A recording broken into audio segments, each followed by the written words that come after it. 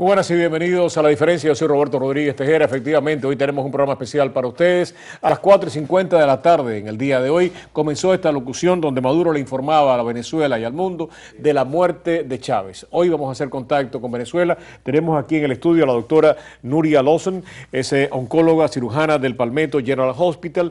Doctora, muchísimas gracias por acompañarnos, un verdadero placer. También está con nosotros Frank Díaz Pou. Vamos a hacer contacto con Venezuela en algunos segundos. Vamos a empezar precisamente por las causas de este fallecimiento que ABC está reportando que se había producido ya en Cuba y que el cadáver fue trasladado en el día de hoy. Hay cualquier cantidad de especulaciones.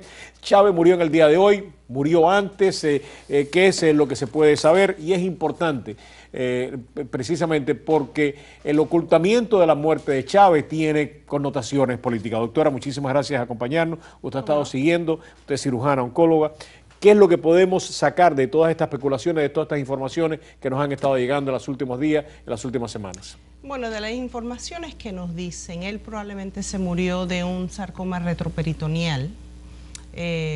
Por supuesto, sin confirmarlo, eso es un tumor sumamente agresivo, ocurre en la pared posterior del abdomen, tiende a recurrir. Sabemos que menos del 50% de estos pacientes sobreviven los 5 años, hágase lo que se haga. Hay algunos que sí sobreviven, los que se atienden en centros con mucha experiencia.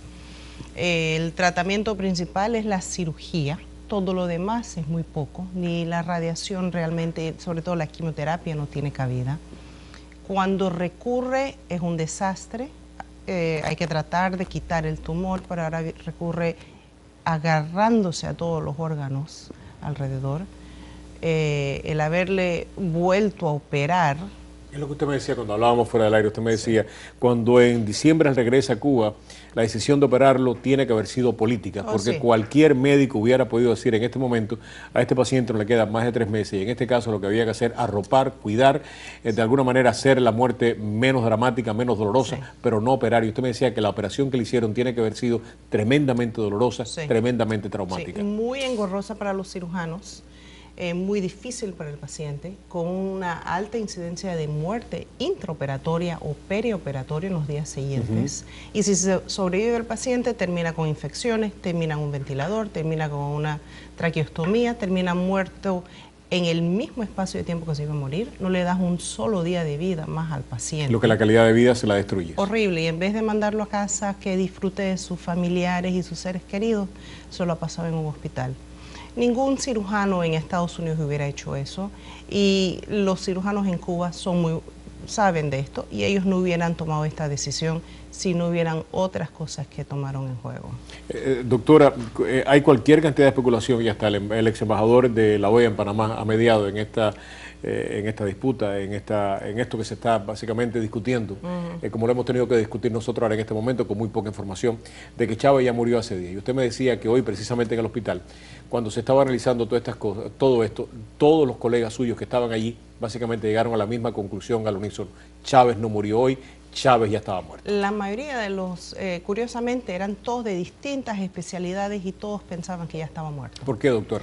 Porque esto es un tumor muy difícil, sangró muchísimo, casi se muere, está en un ventilador, infecciones horribles. Nosotros vemos esto y sabemos cuándo un paciente ya no va a vivir mucho más. Yo creo que ellos exageraron, puede que él haya sobrevivido, pero realmente más muerto que vivo, si es que es verdad que regresó a Venezuela.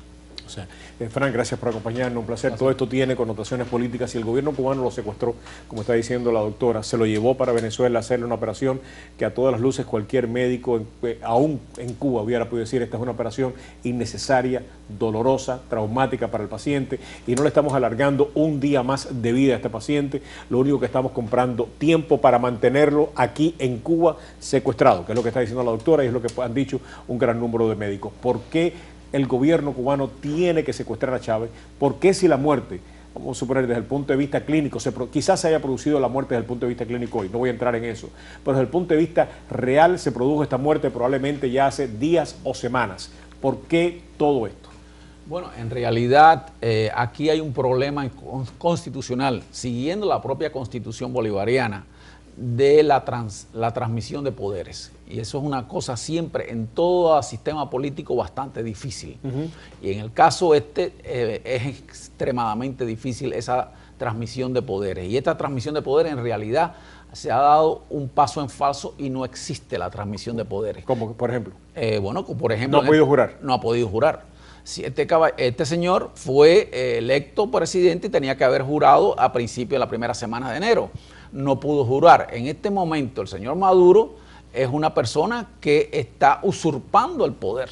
Entonces lo que ellos estaban tratando de ver era cómo ellos podían inventar una entelequia, algo, un show por la cual ellos hacían todo el proceso ese, por lo menos cubrían la forma de hacer esa transmisión de poder y que en este caso fuera el señor Cabello el que tomara entonces el control, Diosdado Cabello, el jefe el presidente de la Cámara, y así poder entonces convocar unas elecciones. Parece que ellos no han podido de ninguna forma hacer esa transición de poder y les ha fallado en una forma espectacular. Doctora, una de las cosas que uno se pregunta, y Frank, o sea, esto que está diciendo Frank, yo creo que cualquier cantidad de analistas que lo están diciendo en estos momentos, ¿por qué desde que él supuestamente llega a Cuba, su estado médico le impide jurar como presidente?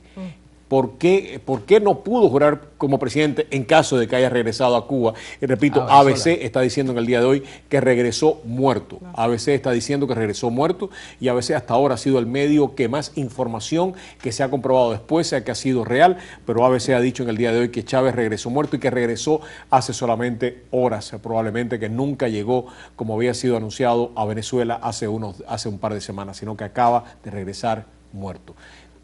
O sea, ¿qué es lo que le hubiera impedido a un magistrado ir a Cuba antes de que muriera y poder, aunque sea hacer una farsa de juramentación?